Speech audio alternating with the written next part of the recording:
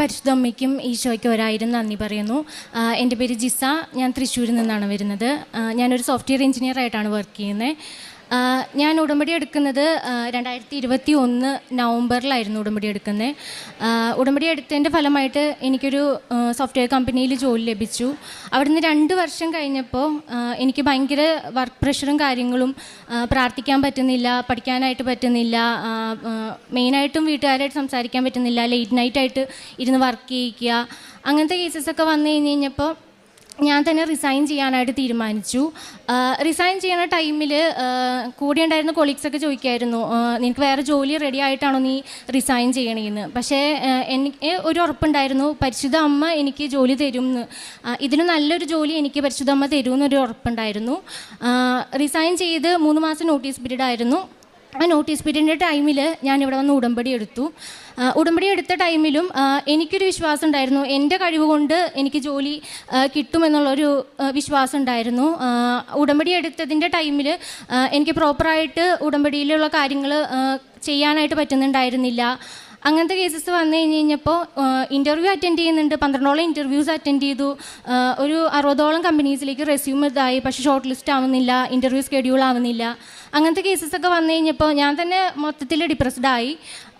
ഒന്നും കൂടി ഞാൻ ഉടമ്പടി കഴിയുന്ന ടൈമിൽ പുതുക്കാനായിട്ട് തീരുമാനിച്ചു.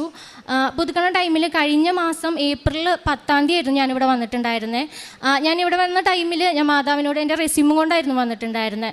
ആ റെസ്യൂമിൽ ഞാൻ മാതാവിനോട്, എനിക്ക് മാതാവിനെ പിടിക്കാനായിട്ട് ഒരു അവസരം ലഭിച്ചു. അപ്പോൾ ആ ടൈമിൽ ഞാൻ മാതാവിനോട് പറഞ്ഞു, മാതാവേ എനിക്ക് അടുത്ത മാസം ഇതേ ടൈമിൽ എൻ്റെ കയ്യിലൊരു ഓഫർ ലെറ്റർ ഉണ്ടായിരിക്കണമെന്ന് മാത്രമേ ഞാൻ പ്രാർത്ഥിച്ചിട്ടുണ്ടായിരുന്നുള്ളൂ. ആ ഓഫർ ലെറ്റർ കൊണ്ട് ആ പരിശുദ്ധ അമ്മയുടെ സന്നിധിയിൽ വന്നിട്ട് എനിക്ക് സാക്ഷ്യം പറയാനായിട്ടൊരു അവസരം നൽകണമെന്ന് പ്രാർത്ഥിച്ചിട്ടുണ്ടായിരുന്നേ. ഉടമ്പടി പുതുക്കി പോയിട്ട് ഒരു 2 ആഴ്ചയോളം കഴിഞ്ഞപ്പോൾ ഒരു മൾട്ടിനാഷണൽ കമ്പനിയുടെ വെറുതെ ഞാനൊരു റെസ്യൂം അയക്കുകയാണ് ചെയ്യുന്നത്. ആ റെസ്യൂം അയച്ചതിൽ നോർമലി സാധാരണ ഒരു വലിയ കമ്പനിയുടെ റെസ്യൂം അയക്കുന്ന ടൈമിൽ അവർ ഷോർട്ട് ലിസ്റ്റ് ആവാൻ, ഇൻ്റർവ്യൂ സ്കെഡ്യൂൾ ആവാനൊക്കെ കുറേ ടൈം എടുക്കായിരുന്നു. അല്ലെങ്കിൽ ഒരു കാൻഡിഡേറ്റ് സെലക്ട് ചെയ്യുക എന്ന് പറഞ്ഞാൽ ഭയങ്കര വലിയ പ്രോസസ്സാണ്. അപ്പോൾ ആ ടൈമിൽ ഒരു കോൾ എനിക്ക് വരികയാണ് ആ കമ്പനിയിൽ നിന്ന്. ആ കമ്പനിയിൽ നിന്ന് ഫസ്റ്റത്തെ ലെവൽ 1 ഞാൻ ഇൻ്റർവ്യൂ അറ്റൻഡ് ചെയ്യണം. അപ്പോൾ ഇൻ്റർവ്യൂ അറ്റൻഡ് ചെയ്യുന്ന സമയത്ത് ഞാൻ മാതാവിനോട് പറഞ്ഞു, മാതാവ് എൻ്റെ യോഗ്യത കൊണ്ട് എനിക്ക് ഈ ജോലി വേണ്ട, പരിശുദ്ധ അമ്മ തരികയാണെങ്കിൽ മാത്രം എനിക്ക് ഈ ജോലി തന്നാൽ മതിയെന്ന് ഞാൻ പ്രാർത്ഥിച്ചിട്ടുണ്ടായിരുന്നത്. ഇൻ്റർവ്യൂ ടൈമിൽ ഞാൻ എൻ്റെ കാശ് രൂപം മുറുകെ കൈപിടിച്ചു. ഞാൻ ഇൻ്റർവ്യൂ അറ്റൻഡ് ചെയ്യുന്ന ടേബിളിൽ ഞാൻ എൻ്റെ പച്ച മെഴുകുതിരിയും നീല മെഴുകുതിരിയും കത്തിച്ച് വെച്ച് പ്രാർത്ഥിച്ചു. അവിടെ ഉപ്പിട്ടു. കാശുരൂപം മുറുകെ പിടിച്ചുകൊണ്ടാണ് ഞാൻ പ്രാർത്ഥിച്ചിട്ടുണ്ടായിരുന്നത്. ഫസ്റ്റ് ലെവൽ ഇൻ്റർവ്യൂ ഭയങ്കര ടഫായിരുന്നു. എനിക്ക് ഒട്ടും പ്രതീക്ഷയില്ല. എൻ്റെ അമ്മ പുറത്ത് നിന്നിട്ട്, ഞാൻ ഇൻ്റർവ്യൂ അറ്റൻഡ് ചെയ്യുന്ന റൂമിൻ്റെ പുറത്ത് നിന്ന് കാശുരൂപം കൈ പിടിച്ചുകൊണ്ട് പ്രത്യക്ഷീകരണ പ്രാർത്ഥന ചൊല്ലിക്കൊണ്ടിരുന്നു ഇൻ്റർവ്യൂ കഴിയണവരെ. ഫസ്റ്റ് ലെവൽ കഴിഞ്ഞു, സെക്കൻഡ് ലെവൽ കഴിഞ്ഞു, തേർഡ് ലെവൽ ആയപ്പോഴും എനിക്ക് വലിയ പ്രതീക്ഷയൊന്നുമില്ല. ഞാൻ റിജക്റ്റ് ആവുമെന്ന് വിചാരിച്ചിട്ട് തന്നെയാണ് ഞാൻ ഇൻ്റർവ്യൂ അറ്റൻഡ് ചെയ്തുകൊണ്ടിരിക്കുന്ന സമയത്ത് എൻ്റെ കയ്യിൽ കാശുരൂപം മാത്രമേ ഉള്ളൂ, വേറെ ഒന്നുമില്ല. അപ്പോൾ ഓരോ ഇൻ്റർവ്യൂ കഴിയുന്ന സമയത്ത് ഞാൻ പച്ചമെഴുതിരിയും നീലമെഴുതിരിയും കത്തിച്ച് വെച്ച് അവിടെ ഉപ്പിട്ടിട്ടാണ് ഞാൻ പ്രാർത്ഥിച്ചുകൊണ്ടിരുന്നത്. ഏറ്റവും ലാസ്റ്റിൽ ഫൈനൽ റൗണ്ട് എത്തിക്കഴിഞ്ഞ ശേഷം HR ഡിസ്കഷൻ വന്നു. HR ഡിസ്കഷൻ വന്ന സമയത്തും അവരെന്നോട് ചോദിക്കുന്നത് എന്ത് പാക്കേജ് വേണമെന്നാണ്. അപ്പോൾ ഞാൻ ഏറ്റവും കുറവ് പാക്കേജ് വന്നു, എനിക്ക് എങ്ങനെയെങ്കിലും ഒരു ജോലി കിട്ടിയാൽ മതി എന്നൊരു സാഹചര്യം വരെ എത്തി. ഞാൻ എക്സ്പെക്റ്റ് ചെയ്തതിനേക്കാളും ഡബിൾ പാക്കേജ് കൂടി. ഞാൻ ആദ്യം പ്രാർത്ഥിച്ചിട്ടുണ്ടായിരുന്ന ഒരു കാര്യം എന്ന് വെച്ച് കഴിഞ്ഞാൽ, എനിക്ക് വീക്കെൻഡ് വീട്ടിൽ വന്ന് പോകാനും പള്ളിയിൽ പോകാനായിട്ടുള്ള ഒരു അവസരം മാതാവ് എനിക്ക് തരണേന്ന് പറഞ്ഞിരുന്നു. അവരുടെ 2 ബ്രാഞ്ചിലുണ്ടായിരുന്നു, ടെക്നോ പാർക്കിലും ഇൻഫോ പാർക്കിലും ഉണ്ടായിരുന്നു. HR ഡിസ്കഷൻ്റെ സമയത്ത് HR എന്നോട് ഇങ്ങോട്ട് പറയുക ചെയ്തത്, കൊച്ചിയിലെ ബ്രാഞ്ചിലേക്കാണ് നിനക്ക് പ്രൊജക്റ്റ് അലോട്ട് ചെയ്തേക്കണത്, അവിടേക്കാണ് നിനക്ക് ഇനിയോട്ട് ജോയിൻ ചെയ്യേണ്ടതെന്ന് പറഞ്ഞത്. അങ്ങനെ ഞാൻ ഏപ്രിൽ 10-ാം തീയതി വന്ന് ഇവിടെ വന്ന് പ്രാർത്ഥിച്ചു. മെയ് 10-ാം തീയതി ആയപ്പോൾ എൻ്റെ കയ്യിൽ ഓഫർ ലെറ്റർ വന്നു. ഞാൻ ഓഫർ ലെറ്ററുമായിട്ടാണ് മാതാവിൻ്റെ മുന്നിൽ നിന്ന് സാക്ഷ്യം പറയാനായിട്ട് വന്ന് നിൽക്കുന്നത്. രണ്ടാമത്തെ സാക്ഷി എന്ന് പറഞ്ഞാൽ ഇതെൻ്റെ ബ്രദറാണ്. അവൻ BCA സ്റ്റുഡൻ്റാണ്. ആ BCAക്ക് പഠിക്കുന്ന സമയത്ത് അവന് സെക്കൻഡ് സെമസ്റ്ററിൽ സപ്ലി വന്നു. അപ്പോൾ സപ്ലി വന്ന സമയത്ത് അവൻ പറയുന്നുണ്ട്, എനിക്ക് എങ്ങനെയായാലും ഈ പേപ്പറിൽ എന്തെങ്കിലും സപ്ലി വരാനായിട്ട് ചാൻസ് ഇല്ലയെന്നും. അപ്പോൾ ആ ഒരു ടൈം വന്നു കഴിഞ്ഞപ്പോൾ ഞങ്ങൾ ഒരു കാര്യമാണ് ചെയ്തിട്ടുണ്ടായിരുന്നത്. ഒന്നും കൂടി ഞങ്ങൾ ഉടമ്പടിയിൽ ഇതേ നിയോഗം തന്നെ പ്രാർത്ഥിച്ചു.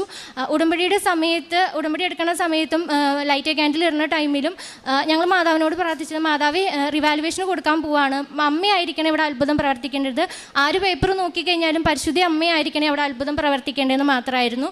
അങ്ങനെ റിവാലുവേഷന് കൊടുത്ത് ഇവൻ സപ്ലിക്കായിട്ട് പോവുക. അപ്പോൾ റിവാലുവേഷന് വലിയ എക്സ്പെക്റ്റേഷനൊന്നുമില്ല. നെക്സ്റ്റ് എന്ന് പറയുന്നത് സപ്ലിയാണ്. അപ്പോൾ സപ്ലിയുടെ എക്സാമിൻ്റെ സമയത്താണ് റിവാലുവേഷൻ്റെ റിസൾട്ട് വരുന്നത്. റിവാലുവേഷൻ്റെ റിസൾട്ടിൽ നോർമലി ഇവൻ്റെ മാത്രം റിസൾട്ട് വരുന്നില്ല, ബാക്കിയുള്ളവരെല്ലാവരുടെയും റിസൾട്ട് പബ്ലിഷായി. അങ്ങനെ വരുന്ന സമയത്ത് ഇവൻ്റെ മാത്രം റിസൾട്ട് കാണാനില്ല. അപ്പോൾ ഞങ്ങൾ വിചാരിച്ചു വേറെ എന്തുകൊണ്ട് ഇനി എന്തായാലും ഫെയിലായി, സപ്ലിക്കായിട്ട് ഇനി നെക്സ്റ്റ് ട്രൈ ചെയ്യാമെന്ന് വിചാരിച്ചു. അങ്ങനെ സപ്ലിയുടെ സമയത്ത് ഇപ്പോൾ ഡെയിലി ലൈറ്റ് അക്കാനിൽ റിക്വസ്റ്റ് ഇട്ടതിൻ്റെ ഇതിൽ ഡെയിലി 5:30 എണീച്ച് പ്രാർത്ഥിക്കും, പ്രത്യക്ഷീകരണ പ്രാർത്ഥന ചൊല്ലും. ആ പേപ്പറിനെ സമർപ്പിച്ചുകൊണ്ട് പ്രാർത്ഥിച്ചുകൊണ്ടിരുന്നു. മാതാവ് എങ്ങനെയെങ്കിലും പേപ്പറിൽ ചെറിയൊരു മാറ്റമെങ്കിലും ഒരു സ്കോറെങ്കിലും നൽകി അനുഗ്രഹിക്കണമെന്ന് പറഞ്ഞ് പ്രാർത്ഥിച്ചുകൊണ്ടിരുന്നു. സപ്ലി എക്സാമിൻ്റെ തലേ ദിവസം ഇവൻ്റെ മാത്രം റിസൾട്ട് അന്ന് പബ്ലിഷ് ആവുകയാണ്. ആ റിസൾട്ടിൽ ഫെയിലായിട്ടുള്ള പേപ്പറിൽ മാതാവിന് B+ ഗ്രേഡ് നൽകിയിട്ട് പാസ്സാക്കി തന്നു. മൂന്നാമത്തെ ഞങ്ങളുടെ സാക്ഷി എന്ന് പറയുന്നത് ഞങ്ങളുടെ 3 വർഷമായിട്ട് ഞങ്ങളുടെ വീട്ടിൽ കിണറ്റിൽ വെള്ളം ഉണ്ടായിരുന്നില്ല. അങ്ങനെ ഞങ്ങൾ കൃപാസനത്തിൽ വന്ന് ആ കൃപാസനത്തിൽ ഉപ്പിട്ട് പ്രാർത്ഥിക്കാനായിട്ട് തീരുമാനിച്ചു. ഉടമ്പടി എടുത്ത് വിശ്വാസ പ്രമാണം ചൊല്ലി എപ്പോഴൊക്കെയാണോ കിണറ്റിൽ വെള്ളം കഴിയണ ടൈമിൽ ഞങ്ങൾ പോയിട്ട് വിശ്വാസ പ്രമാണം ചൊല്ലും, ഉപ്പിട്ട് പ്രാർത്ഥിക്കും.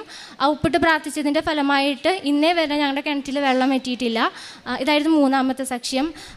ആത്മീയ തലത്തിലായിട്ടും ഞങ്ങൾക്ക് വന്ന മാറ്റം എന്ന് പറഞ്ഞു കഴിഞ്ഞാൽ ഇപ്പോൾ നമ്മൾ വിചാരിക്കും മാതാവ് നമുക്ക് നമ്മൾ വിചാരിച്ചതാണ് തരണേന്ന് വിചാരിക്കും, പക്ഷേ അതിലും വലുതായിരിക്കും. അപ്പോൾ not my merit but my his grace എന്ന് പറയുന്ന പോലെ തന്നെ നമ്മുടെ യോഗ്യത കൊണ്ടല്ല, പരിശുദ്ധ അമ്മയുടെ കൃപയാലാണ് നമ്മൾ ചെറിയ കാര്യങ്ങൾക്ക് വേണ്ടി പ്രാർത്ഥിക്കുമ്പോൾ പരിശുദ്ധ അമ്മ നമുക്ക് വലിയ കാര്യങ്ങളായിരിക്കും. ആ പ്രോസസ്സ് ചിലപ്പോൾ കുറച്ച് ലോങ് ആണെങ്കിൽ കൂടിയും നമുക്ക് അവിടെ മാതാവ് അതിലും വലുതായിരുന്നു തന്നുകൊണ്ടിരുന്നത്.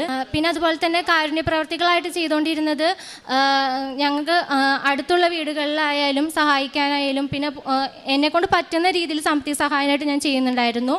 പ്രേക്ഷിത പ്രവർത്തനമായിട്ട് ചെയ്തിട്ടുണ്ടായിരുന്നത് അച്ഛൻ്റെ ഡെയിലി ബ്രെഡ് കുർബാനയ്ക്ക് പോകുന്ന ഡെയിലി കുർബാനയ്ക്ക് പോകുമായിരുന്നു. കുർബാനയ്ക്ക് പോകുന്ന ടൈമിൽ 5:30 അച്ഛൻ്റെ ഡെയിലി ബ്രെഡ് കണ്ടിട്ടായിരിക്കും ഞങ്ങൾ കുർബാനയ്ക്ക് പോയിക്കൊണ്ടിരുന്നത്. അത് സ്റ്റാറ്റസ് ആയിട്ട് ഇടും. പറ്റുന്നവർക്കൊക്കെ ഞങ്ങൾ ഷെയർ ചെയ്ത് കൊടുക്കും. അച്ഛൻ്റെ സാക്ഷ്യങ്ങളായാലും അച്ഛൻ്റെ ടോക്കായാലും എല്ലാം നമ്മളെ കൊണ്ട് പറ്റുന്ന രീതിയിൽ ഞങ്ങൾ ഷെയർ ചെയ്ത് കൊടുക്കാറുണ്ടായിരുന്നു. ഇപ്പോൾ ഒരു റൂമിൽ നിന്ന് വേറെ റൂമിൽ ഇപ്പോൾ ഞങ്ങളുടെ വീട്ടിൽ പോയി കഴിഞ്ഞ് കഴിഞ്ഞാലും അവിടെ ഇപ്പോൾ ഒന്നെങ്കിൽ കൃപാസനത്തിൽ സാക്ഷിയായിരിക്കും ആരെങ്കിലും കേട്ടുകൊണ്ടിരിക്കുന്നുണ്ടാവുക, അതല്ലെങ്കിൽ അച്ഛൻ്റെ ടോക്കായിരിക്കും. നമ്മൾ ഡിപ്രസ്ഡ് ആവുന്ന സമയത്തായാലും ഓരോ കേസസും നമ്മളെ സംബന്ധിക്കുന്ന കേസസ് ആയിരിക്കും അവിടെ ചിലപ്പോൾ അച്ഛൻ പറഞ്ഞുകൊണ്ടിരിക്കുന്നുണ്ടാവുക, അല്ലെങ്കിൽ ആ സാക്ഷ്യം വന്നുകൊണ്ടുണ്ടാവുക. ഇതൊക്കെയായിരുന്നു ആത്മീയ തലത്തിലായാലും ഭൗതികമായിട്ടും ഞങ്ങൾക്ക് വന്നുകൊണ്ടിരുന്ന മാറ്റങ്ങൾ. പരിശുദ്ധ അമ്മയ്ക്ക് ഈശോയ്ക്കും 1000 നന്ദി.